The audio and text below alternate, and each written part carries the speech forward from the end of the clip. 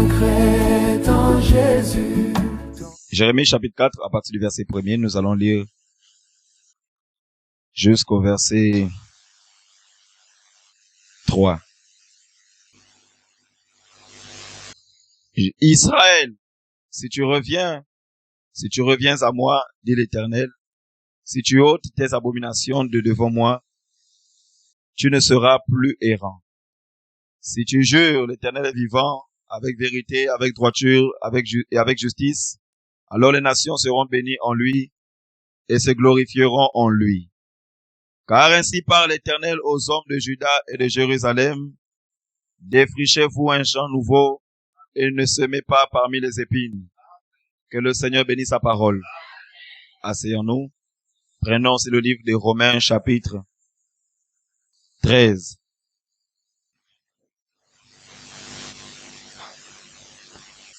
Romains chapitre 13.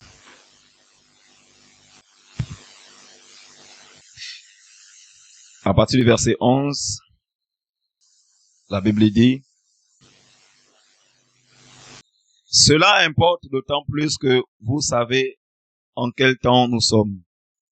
C'est l'heure de vous réveiller enfin du sommeil, car maintenant le salut est plus près de nous que lorsque nous avons cru. La nuit est avancée, le jour approche. Dépouillons-nous donc des œuvres des ténèbres et revêtons les armes de la lumière. Marchons honnêtement comme en plein jour, loin des excès et des livrogneries, de la lecture, de l'impudicité, des querelles et des jalousies. Mais revêtez-vous du Seigneur Jésus-Christ et n'ayez pas soin de la chair pour en satisfaire ses convoitises. Je vais donner comme sujet ce soir le renoncement aux œuvres mortes. Le Seigneur dit dans le livre de Jérémie, « Défrichez-vous un champ nouveau. »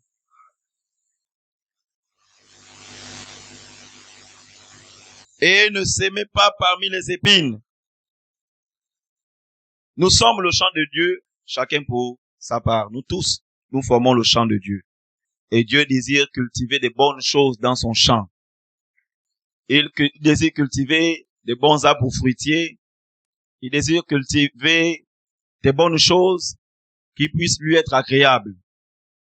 Mais avant que Dieu ne puisse cultiver, il désire d'abord détruire et déraciner, déblayer tout ce qui est mal, détruire toute herbe mauvaise, détruire tout ce qui est mal, toute épine, enlever toute poubelle, tout ce qui est mal, qui peut empêcher à la bonne sémence de tomber dans la terre et du produit du bon fruit.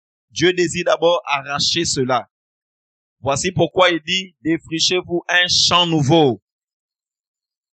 Dieu désire un champ nouveau. Si on parle de champ nouveau, si on parle de nouvelles choses, c'est qu'il y avait d'abord anciennes choses.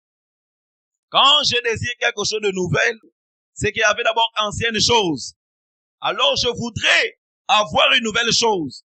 Je voudrais avoir un champ nouveau, un champ présentable, un champ prêt à être ensemencé, un champ prêt à être cultivé. Mais avant que ce champ soit ainsi nouveau, ce champ d'abord est plein de mauvaises choses.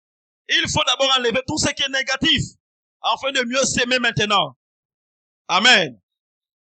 Quand Dieu désire accorder son esprit, quand Dieu désire accorder ses dons spirituels, quand il désire manifester cela, quand il désire bénir, quand il désire faire ces grandes choses, il commence à veiller à ce que le terrain soit bien préparé, soit présentable, soit assez prêt pour commencer à s'aimer ces choses.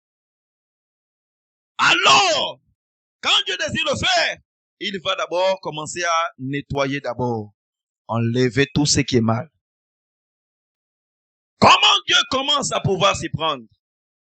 C'est d'abord en envoyant sa parole. La parole de Dieu, elle vient pour nous purifier. Elle vient pour nous nettoyer. Elle vient pour nous amener à être dérobés de toutes choses négatives. Elle vient pour nous purifier du mal. Elle vient pour nous nettoyer du péché. Elle vient pour pouvoir nous débarrasser des esprits impurs. Elle vient pour ôter toute maladie. Elle vient pour détruire la sécheresse. Elle vient pour ôter tout ce qui est noir, tout ce qui est impur, tout ce qui est négatif aux yeux du Seigneur. Elle vient pour ôter toutes ces choses mauvaises. Dieu purifie par sa parole. Il envoie sa parole pour nettoyer cela. Il envoie sa parole afin que le champ soit bien déblayé, que le champ soit présentable, soit prêt pour que le cultivateur qui est Dieu puisse commencer à déposer des bonnes choses dessus. Et les bonnes choses que Dieu désire déposer, ce sont des bénédictions. Son Saint-Esprit, les dons spirituels qu'il désire manifester, ce dont nous avons besoin que Dieu puisse faire pour nous. Dieu désire déposer cela. Mais avant de le faire, il commence d'abord à pouvoir jeter la sémence de sa parole pour nettoyer d'abord ce qui est mal. L'apôtre Paul dit, la nuit est avancée, le jour approche. Dépouillons-nous donc des œuvres des ténèbres et revêtons les armes de la lumière. Dépouillons-nous de toute œuvre des ténèbres. Dépouillons-nous de toute habitude du monde. Dépouillons-nous de tout caractère mondain. Dépouillons-nous de tout ce qui est péché. Tout ce qui ne glorifie pas Dieu à Dieu. Parce que Dieu ne travaille pas en même temps le mal et le bien. Sa main n'exerce pas là où il y a le mal. Sa main n'exerce pas dans une vie qui est pleine de péché. Il faut d'abord que le cœur de ces derniers puisse d'abord être décisif de se débarrasser de ce qui est mal. De se renoncer au péché. De renoncer à la mauvaise vie. De renoncer aux mauvaises fréquentations. De renoncer à ce qui appartient au monde. C'est comme un chant dit souvent, Satan prend tes bagages, je te les remets. Je sais que le Seigneur m'a tout enlevé. Amen. Donc, pour que le diable n'ait pas aussi même mise dans ma vie, je dois me dépouiller de tout ce qui ne glorifie pas le Seigneur. Je dois dire bye bye aux choses du monde. Et là, j'attire la main de Dieu à opérer dans ma vie. Si je ne le fais pas, Dieu ne peut pas encore agir. Et il faut que nous puissions arriver à prendre la parole de Dieu en considération et renoncer aux choses du monde. Renoncer à tout ce qui est du monde. Renoncer à toutes les exigences du monde. Renoncer au plaisir et aux distractions du monde. Que tu puisses te dire, j'ai décidé d'accepter le Seigneur. J'ai décidé de suivre le Seigneur. Alors je renonce maintenant à tout ce qui n'est pas du Seigneur. Je rentre dans un nouveau monde. Je quitte l'ancien monde. L'ancien monde avait ses exigences. L'ancien monde avait ses désirs, ses plaisirs et toute autre chose. Maintenant que j'accède dans un nouveau monde, qui est le monde de la lumière, je renonce à ce qui est du monde des ténèbres. Je renonce à ce qui est du monde et de Satan. Je renonce à tous les plaisirs, au péché, à la distraction, à la musique païenne, à toutes ces choses. Je renonce aux convoitises. Je renonce aux fréquentations, aux amitiés qui sont du monde. Je détourne mon dos de cela et je suis maintenant le chemin de la lumière que j'ai décidé d'accepter de suivre. Parce que Dieu a des exigences, Satan et son monde aussi a des exigences. Tu ne peux pas marcher avec Dieu et que tu vis encore selon le monde.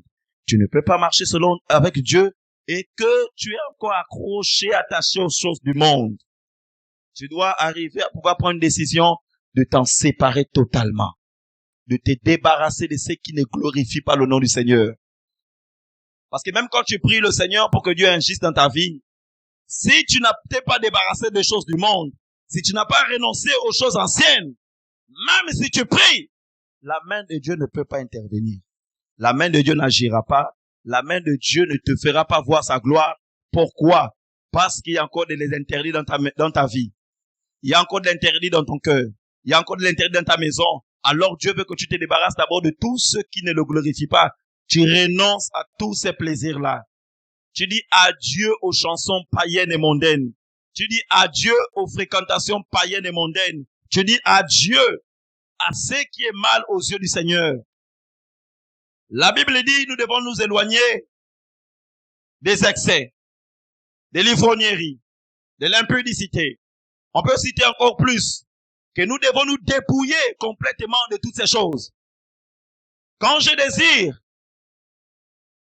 sortir, ou lorsqu'une personne désire sortir, aller quelque part, si la personne est sale, la personne va faire quoi? aller d'abord enlever son vêtement sale. Va d'abord se nettoyer avec le savon, se laver, enlever le vêtement sale, ensuite prendre un vêtement nouveau pour aller maintenant dans sa sortie. Pourquoi? Parce que dans la sortie là, c'est une sortie importante où il ne peut pas être avec les mêmes habits qui avaient des odeurs, qui sentaient, qui étaient sales. Il doit d'abord se débarrasser de cela, ensuite maintenant aller prendre un nouveau vêtement et maintenant marcher avec un bon parfum, une bonne odeur pour être agréable aussi à ceux qui sont de dehors. La même chose avec les choses du Seigneur. Quand je désire marcher avec Dieu, je désire maintenant suivre le Seigneur, je désire que Dieu commence à bâtir dans ma vie, je dois maintenant renoncer aux vêtements du monde. Je dois renoncer à l'habillement du monde, aux choses du monde, au caractère mondain, au plaisir qui appartient au monde. Je dois renoncer à cela. Je dois dire au revoir. Pour dire Satan et tes œuvres, je vous abandonne. Je renonce à vous et je dois maintenant suivre le Seigneur de tout mon cœur. Parce que tant que tu ne prends pas cette décision pour le faire, tant que tu n'es pas décisif pour le faire, tant que tu ne renonces pas aux choses mauvaises, tant que tu n'abandonnes pas au plaisir du monde, tant que tu n'abandonnes pas cela, Satan sera toujours à tes trousses. Toujours ami dans ta vie. Le monde des ténèbres, le monde spirituel n'est pas dans l'amusement. Le monde des spirituels n'est pas dans la distraction comme nous le sommes. Le monde spirituel, que ce soit du camp du Seigneur ou du camp des ténèbres, ce monde est plein de sérieux. Ce que tu déclares comme parole, le monde des ténèbres enregistre. Ce que tu poses comme acte, le monde des ténèbres enregistre. Ce que tu prends comme décision, le monde des ténèbres enregistre. Ça veut dire que si tu as pris une décision aujourd'hui, le monde spirituel a retenu la décision, ta parole d'aujourd'hui. Demain ou après-demain ou 100 ans après, la même parole demeure toujours. La même action demeure toujours. Quand il arrive que tu te donnes au Seigneur, tu décides de marcher avec le Seigneur, la Bible dit que Dieu ne tient pas compte de ta ignorance. Il y a des choses que tu as à faire dans le monde. Alors quand tu marches avec le Seigneur, Dieu sait que tu as tourné ton dos au monde. Et tu dois renoncer complètement aux choses du monde. Il faut que Satan sache que tu ne l'appartiens plus. Tu as pris la décision de quitter totalement et de suivre la parole. Tu ne peux pas suivre la parole. Tu as un pas dans le bar. Tu suis la parole, tu es encore dans les choses du monde. Tu suis la parole, tu visites encore les féticheurs. Tu suis la parole, tu es encore avec des amis païens et païennes avec qui vous faites les coups fourrés. Tu n'es pas encore dans la lumière. La Bible dit de se dépouiller d'abord des choses des ténèbres. C'est une chose radicale. Quand toi tu prends des choses à la légère, le monde des ténèbres, le monde spirituel ne prend pas les choses à la légère. Quand il arrive que tu prends les choses à la négligence, le monde spirituel ne prend pas les choses à la négligence. Soit tu es pour le Seigneur, ou soit tu es pour le monde. Soit tu suis le Seigneur, ou soit tu suis le monde. Personne ne peut servir deux dieux à la fois. Baal et le Seigneur, comme a dit le Seigneur Jésus-Christ. Soit il suivra Baal, ou il haïra le Seigneur, ou soit il suivra le Seigneur, ou il haïra Baal. Il faut choisir un seul. Et si c'est le Seigneur que tu as décidé de servir, tu dois le servir de tout ton cœur. Marcher d'après sa parole. Il faut que la parole de Dieu entre dans ton cœur et nettoie totalement ton cœur de tout plaisir du monde. Que ton cœur soit vidé des choses, de l'amour, des vanités de ce monde. Que tu sois concentré à suivre le Seigneur. Quand on veut voir la main de Dieu dans notre vie, on doit être préparé dans notre conscience. On doit être prêt pour savoir qui est-ce que je suis réellement. Est-ce que réellement je suis véritablement Dieu ou je ne suis pas encore prêt à suivre le Seigneur? Parce que si je suis prêt à suivre le Seigneur, je dois comprendre les exigences de Dieu. Dieu m'amène à pouvoir me dépouiller de ceux qui ne le glorifient pas. Parce que quand le Seigneur me sauve, c'est une chose. Il me sauve. Il peut purifier, il me purifie par son précieux sang de tout péché. Il me nettoie par son sang. Il me lave par son sang. Il me blanchit. Il m'appelle son fils ou sa fille. À partir de cet instant, je l'appartiens. Je dois maintenant marcher avec lui. Je dois tourner mon dos à la vie que j'avais anciennement, afin que Satan n'ait pas droit de réclamation sur moi. Amen. Je prends un exemple. Voici un exemple. Une jeune fille qui a décidé de pouvoir suivre le Seigneur. Elle va se dire, exemple, bon, j'abandonne les copains que j'avais. Elle va tourner le dos aux copains pour dire, bon, je renonce à toi, je ne veux plus de toi parce que j'ai décidé sur le Seigneur. Il dit, tu es sûr? Oh oui, tu es sûr? Oh oui, tu es sûr? Oh oui, tu es sûr? Oh oui. D'accord? Moi, je ne veux plus de toi. J'ai décidé sur le Seigneur. Je veux maintenant marcher avec Jésus. Ma vie, c'est Jésus. Ok. Mais bon, maintenant, comme tu veux plus de moi, là, tu te fous déjà de moi. N'oublie pas que la maison dans laquelle tu es là, c'est m'appartient. Oui, plus que tu as décidé de suivre le Seigneur, redonne-moi aussi ce qui m'appartient. N'oublie pas que la voiture que j'ai achetée, ça m'appartient.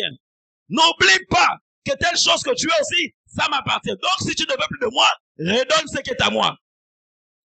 Parce que si tu ne le fais pas, il aura toujours droit sur toi. Si tu ne le fais pas, tu ne sors pas de là. Moi, je viens toujours à l'heure que je veux et je dois toujours faire les mêmes choses qu'on faisait au préalable. Pourquoi? Tu as toujours les choses qui m'appartiennent. Tu as un choix à faire. Maintenant, à partir de cet instant, si tu es vraiment sérieuse, c'est de dire, prends tout. J'ai décidé sur le Seigneur. Pour que devant, il n'ait pas le droit de pouvoir te réclamer en quoi que ce soit. Pour te dire, tu es parti au Seigneur, donne-moi mon téléphone que je t'ai acheté.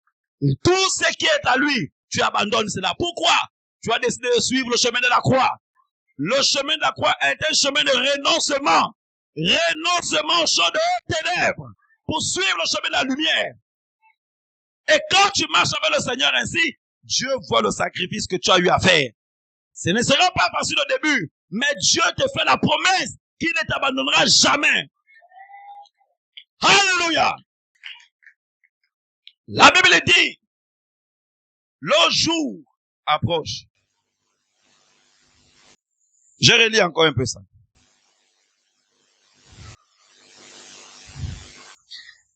Cela importe d'autant, plus que vous savez en quel temps nous sommes. C'est l'heure de vous réveiller enfin du sommeil, car maintenant le salut est plus près de nous que lorsque nous avons cru. Tu as cru au Seigneur, c'est déjà une bonne chose. Quand tu as cru au Seigneur, le diable commence à trembler. Il sait que maintenant, tu as pris une décision de pouvoir le quitter. Mais parfois, il y a encore ces investigations en toi. Tu as pris la décision de le quitter. Il a ces investigations en toi, en quelque sorte, et parfois. Alors, Dieu lui-même, quand il voit que tu as pris la décision radicale de suivre le Seigneur, Dieu lui-même s'en chargera d'ôter toutes les investigations de Satan en toi. Parce qu'il doit faire place en toi et il doit nettoyer tout ce qui ne le glorifie pas. C'est comme lorsqu'un homme ou une femme cherche un studio ou une chambre à louer. La personne entre, le bailleur ouvre la porte.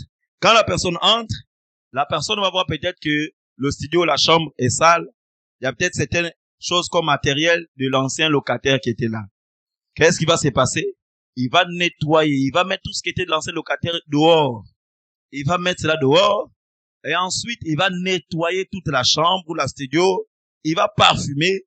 Parce que maintenant, il doit maintenant résider à l'intérieur de cette maison. Parce que maintenant, cette résidence-là maintenant l'appartient. Il doit habiter. Et il doit habiter. Tout ce qui n'était pas de lui doit être dehors. Il doit maintenant faire entrer ce qui est de lui. Et prendre possession de cet endroit. Il va disposer les choses comme il le désire. Amen. Parce que c'est maintenant chez lui. Il ne peut pas cohabiter avec la saleté de l'ancien locataire. Il doit d'abord nettoyer cette saleté. Et il habite. C'est ce que le Seigneur fait. Quand Dieu nous appelle à lui, quand il nous sauve, il doit nous nettoyer de tout péché. Il doit nous vider de ce que l'ancien locataire avait. Et l'ancien locataire, c'est Satan. L'ancien locataire, ce sont les démons qui possédaient nos corps, qui nous amenaient à faire des choses mauvaises. L'ancien locataire, c'est le péché qui nous amenait à désobéir à Dieu. L'ancien locataire doit déloger la maison parce que la maison appartient à Dieu. L'ancien locataire, c'est toutes les choses négatives que nous constatons dans nos vies. C'est ça l'ancien locataire. Ça doit déloger. Quand Dieu vient, il veut prendre possession de la maison. tu dois lui donner l'invitation, ton accord.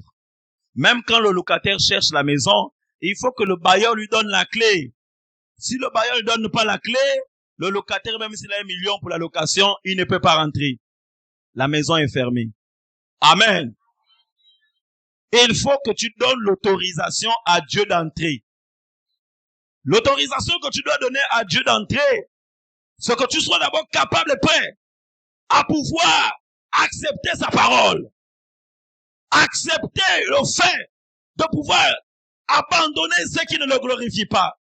Dis Seigneur, je t'accepte maintenant et je désire te suivre et me soumettre à tes recommandations. Entre dans mon cœur. Dieu maintenant peut entrer et nettoyer tout ce qui est sale et mauvais. Quand il rentre, il doit prendre possession. Quand il prend possession de ton être intérieur, ce n'est pas pour que tu continues à aller avec ça dans les choses du monde. C'est là la partie où les gens n'aiment pas souvent. On peut parler des guérisons, on peut parler des délivrances, des miracles, mais le renoncement à la vie ancienne, plusieurs ne sont pas souvent prêts à le faire. Ce qui fait que même les esprits qui envoûtaient ta vie, qui te possédaient, ne pourront pas avoir la force de pouvoir t'abandonner. Pourquoi? Ils savent que tu fais encore ce qui les appartient. Tu fais encore les choses qu'ils aiment. Les choses qui sont d'eux, tu les fais encore. Alors, ils voient que tu les appartiens encore. Et ils ne peuvent pas renoncer. Est-ce que nous suivons? Quand nous venons ici, c'est parce que nous avons besoin que Dieu fasse quelque chose pour nous. Chacun de nous tous, même nous qui prêchons, nous avons des problèmes. Il y a des problèmes même qu'on ne peut pas vous évoquer. Parce que si on arrivait à s'abattre là-dessus, on ne devait jamais même prêcher. On le fait parce que Dieu nous appelle à le faire. Et parce que Dieu désire travailler en vous. Il y a des choses qu'on peut demander même que le Seigneur ne nous accorde pas. On prie même, le Seigneur n'agit pas à notre égard. Mais quand nous prions pour vous, le Seigneur agit. Pourquoi? Parce que ce que Dieu a mis en nous, ce n'est pas pour nous, c'est pour vous. Et quand vous venez ici, Dieu désire agir avec vous. En d'autres termes, Dieu ne veut pas que vous partez après avoir rencontré sa présence. Dieu ne veut pas que vous partez avec les mêmes fardeaux. Il ne le veut pas. Tout dépend maintenant de vous. La disposition, le cœur prêt à le recevoir, le cœur prêt à renoncer à ceux qui ne glorifient pas. Tout dépend de vous, ça ne dépend pas de Dieu. Maintenant là, Dieu peut agir sur vous. Dieu peut descendre et se manifester, mais ça ne dépend pas de lui. Il peut venir, quand il veut rentrer quelque chose le bloque. Il veut rentrer quelque chose le bloque. Il veut rentrer quelque chose le bloque. Il faut que toi, qui es la clé, tu laisses la possibilité de pouvoir intervenir. Et là, il peut agir. S'il arrive que tu ne fasses pas cette action, le Seigneur ne pourra rien faire. Il peut être là, mais il n'entre pas. Parce que tu n'as pas donné la permission et la possibilité de le faire. D'où beaucoup de personnes n'ont pas la croissance avec le Seigneur, n'ont aucune expérience avec Dieu. Ils voient qu'après tant de temps, leur vie ne change pas. Pourquoi? Ils n'ont pas ouvert la porte, donné l'accès à Dieu de pouvoir entrer. Ils ont la clé, mais ils ne donnent pas la possibilité. Ils peuvent dire, Seigneur, fais tout, mais ils ne donnent pas la possibilité d'entrer. Le but pour lequel tu viens, c'est pour que Dieu entre et fasse son travail, le travail qu'il veut en toi. Est-ce que tu es prêt à pouvoir renoncer à choses qui ne le glorifient pas? C'est ça que Dieu t'attend. C'est là où Dieu t'attend. Dieu désire que tu le fasses. Si tu ne le fais pas, il y a quelqu'un qui n'aura pas pitié de toi. Satan n'a pas pitié de toi. Quand Satan désire te nuire, de te détruire, détruis tout ce que tu peux vouloir envisager faire. Briser et empêcher à ce qu'aucun de tes projets ne réussisse. Te détruire jusqu'à ce que tu meurs. Satan n'a pas de sourire avec toi. Tu n'es pas son ami. Et quand Dieu te demande de faire quelque chose, tu prends ça à la légère. Tout ce que Dieu nous dit dans sa parole, ce n'est jamais pour notre mal. C'est pour notre bien. Dans le livre des Actes, chapitre 19, Actes des Apôtres, chapitre 19,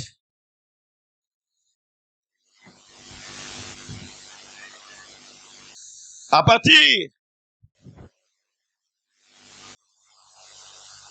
du verset 18.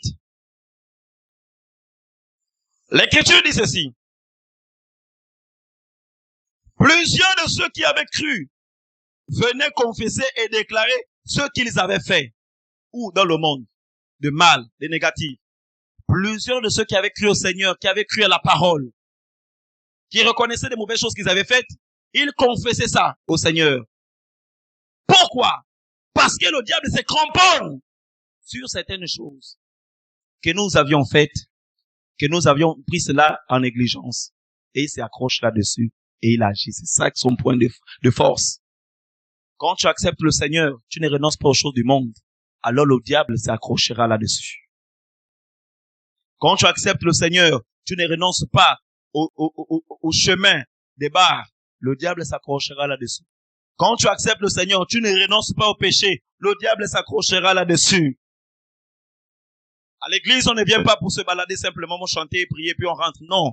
On vient pour que Dieu agisse dans nos vies. Et que nous ne sommes plus les mêmes personnes qui étaient avant d'avoir cru au Seigneur. Que nous sommes des personnes nouvelles, transformées, renouvelées par la parole de Dieu.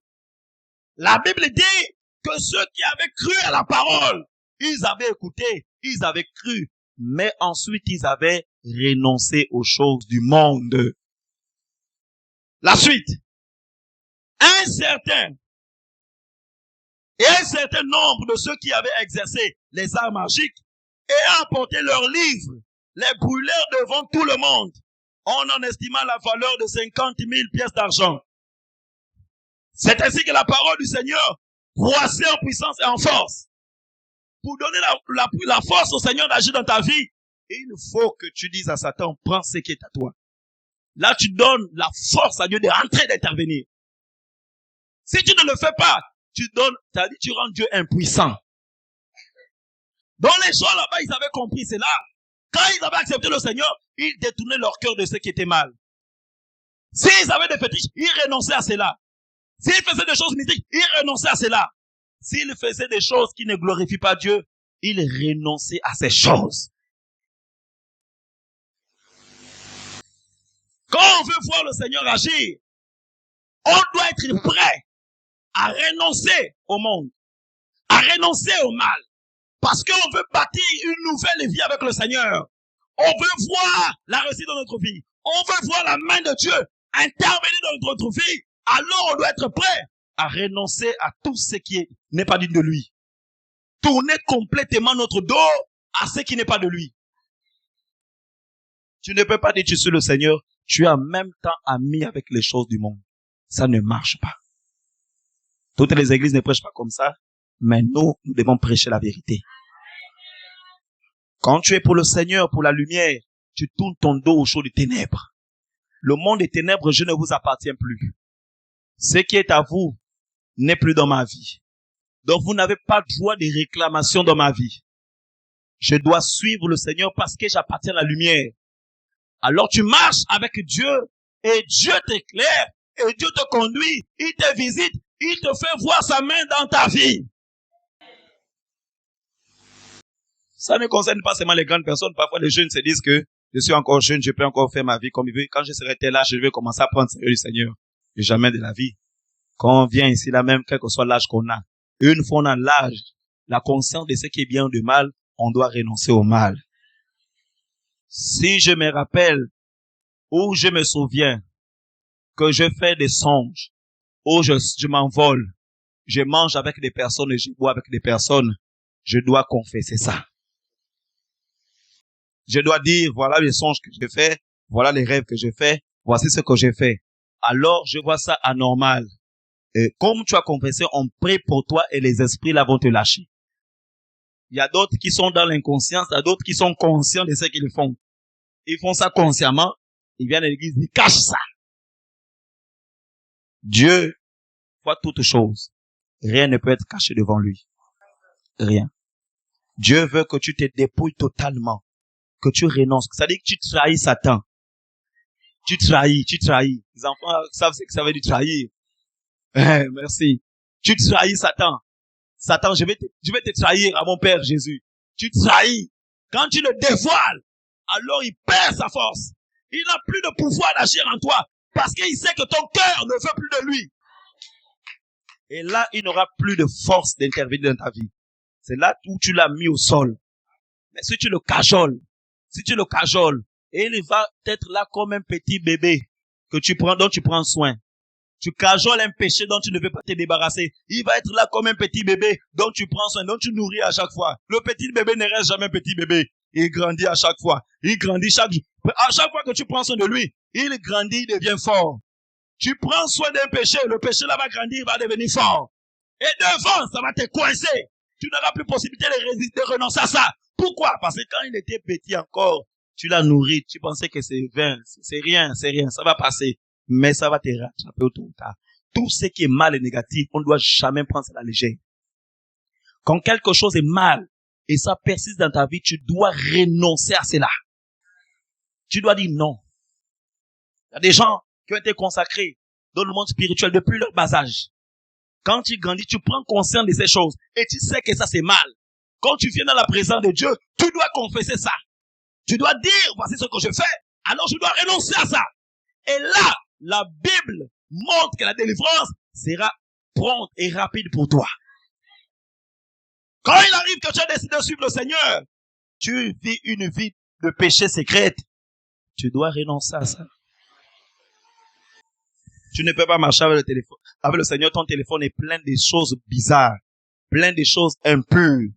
Mais tu dis, tu viens à l'église, tu continues, tu penses que c'est un jeu ici, qu'on est dans un marché où on se balade comme on veut. On vient, on sort, on vient, on sort, on vient, on sort. Tu as ta petite copine ou ton petit copain à côté, tu ne veux pas renoncer à cela, tu remets ça demain après demain, et tu penses que ce sera toujours ainsi. Un jour, tu vas être dévoilé, de telle sorte que ce jour-là, ce sera sans sentiment pour toi.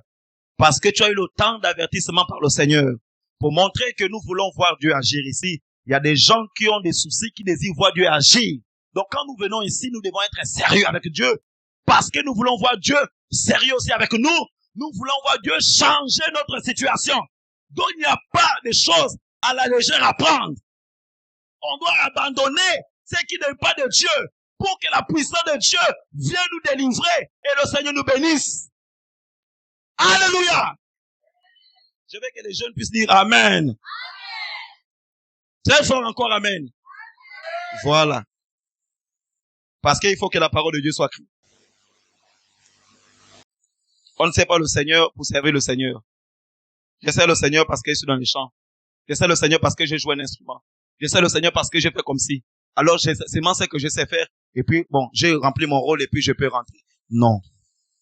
La parole de Dieu concerne tout le monde. De la chair, moi, au dernier banc. Ça nous concerne tous. Et nous voulons nous tous que Dieu intervienne.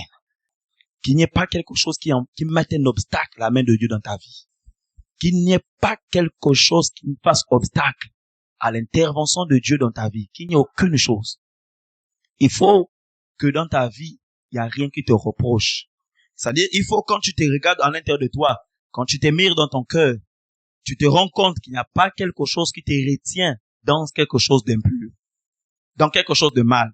Il faut que tu sois totalement détaché pour que le Seigneur puisse intervenir rapidement et qu'il entre en scène, qu'il te libère de toutes les forces, de tout péché, de tout ce qui ne le glorifie pas. Et maintenant, il te conduit. Il est un Dieu jaloux. Amen. Il est un Dieu jaloux. Quand il t'a sauvé, il désire te prendre comme ça là, te mettre sur les ailes et marcher avec toi. Que personne ne puisse te toucher. Maintenant, le diable peut te toucher si tu donnes la permission à Satan de pouvoir te toucher. C'est là où c'est possible.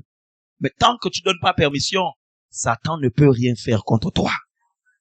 Il peut t'attaquer. La Bible dit, ils te feront la guerre, mais ils te vaincront pas. Parce que tu es dans la présence de Dieu. Nous venons ici pour expérimenter Dieu. Et tous ceux qui sont sérieux expérimenteront Dieu. Parce qu'il faut que Dieu nettoie le terrain. Il faut qu'il nettoie le champ. Il faut qu'il délivre ses enfants. Il faut que la main de Dieu se voie palpable dans ta vie. Que tu vois les résultats de la puissance de Dieu dans ta vie. Tu vois la bénédiction de Dieu dans ta vie. Tu viens ici, c'est pour cela. Pour voir la parole de Dieu intervenir, devenir vivante en toi. Enfin que tu saches que tu n'adores pas un Dieu mort.